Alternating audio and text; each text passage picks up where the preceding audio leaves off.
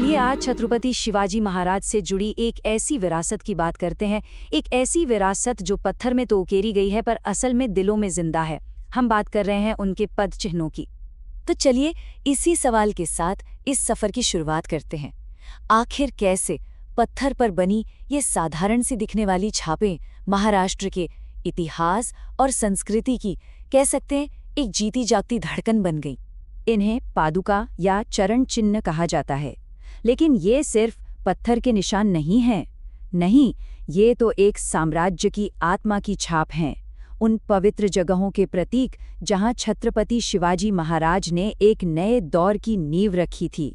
तो चलिए थोड़ा समय में पीछे चलते हैं और उस दौर को समझने की कोशिश करते हैं जब इन पवित्र छापों में जन्म लिया।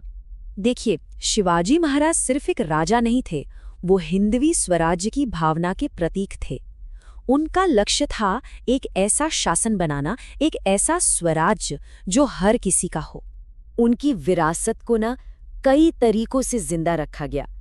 पत्थर पर उकेरे गए पदचिन्हों और हाथ के निशानों से लेकर उन जगहों तक जहां वो युद्ध की रणनीति बनाया करते थे। हर याद को, हर चीज को स्थानीय लोगों ने पीढ़ियों से अपनी आस्था में सहेज कर रखा है। अब तैयार हो जाइए, क्योंकि अब हम उन किलों की यात्रा पर निकल रहे हैं जहां आज भी ऐसा लगता है मानो इतिहास सांस ले रहा है। हमारी पहली मंजिल है रायगढ़ किला। ये सिर्फ एक किला नहीं था, बल्कि मराठा साम्राज्य के गौरव और शासन का एक जीता जागता प्रतीक था। उनकी राजधानी यहाँ जगदीश्वर मंदिर के पास उनके पदचिन्ह आज भी मौजूद हैं। और पता है स्थानीय लोग क्या मानते हैं? वो कहते हैं कि महाराज अक्सर किले में नंगे पैरे घूमते थे।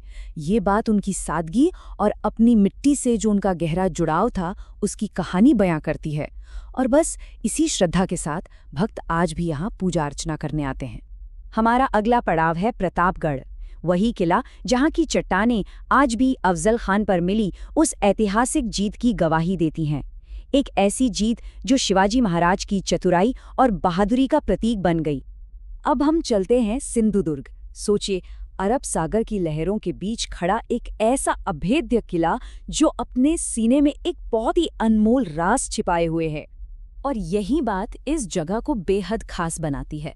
यहाँ के लोग पूरे यकीन से मानते हैं कि ये निशान किले के निर्माण के समय खुद महाराज ने गीले प्लास्टर पर छोड़े थे। ये सिर्फ एक कहानी नहीं है, बल्कि वो अटूट विश्वास है जो इन छापों को आज भी जिंदा रखे हुए है। तो चलिए अब ये जानते हैं कि आखिर कैसे ये पत्थर के निशान सिर्फ ऐतिहासिक अवशेष बनकर नहीं रह गए, बल्कि लोगों की आस्था और संस्कृति का एक अटूट हिस्सा बन गए। इन पदचिन्हों की पूजा आज भी एक जीती जागती परंपरा है। सबसे पहले भक्त इन पवित्र जगहों पर इकट्ठा होते हैं, फिर वो बड़े ही श्रद्धा भाव से फूल और प्रार्थनाएं चढ़ाते हैं। इसके बाद महाराज की आरती की जाती है और उनसे साहस और सुरक्षा का आशीर्वाद मांगा जाता है। ये दिखाता है कि वो आज भी एक रक्षक के रूप में पूजे जाते हैं।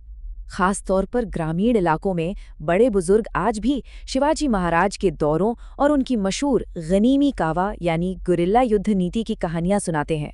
ये कहानियां इतिहास को किताबों से बाहर निकालकर लोगों के दिलों में जिंदा रखती हैं, जहां वो आज भी सांस लेता है। तो सवाल ये उठता है कि इतिहास के पन्नों और लोगों के दिलों में बसी आस्था के बीच हम इस विरासत को आखिर कैसे समझें?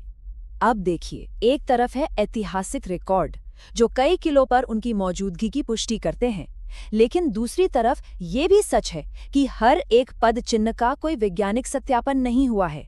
पर स्थानीय लोगों के लिए उनकी आस्था और जो कहानियां पीढ़ियों से चली आ रही हैं, वही सबसे बड़ा सबूत है। मतलब उनके लिए इतिहास और विश्वास ये कोई अलग अलग चीजें नहीं हैं, बल्कि एक ही सिक्के के दो पहलू हैं। तो आखिर में आइए इन पद चिन्हों के उस गहरे अर्थ को समझें जो पत्थरों से कहीं ज्यादा कीमती है। ये सिर्फ निशान क्यों नहीं है?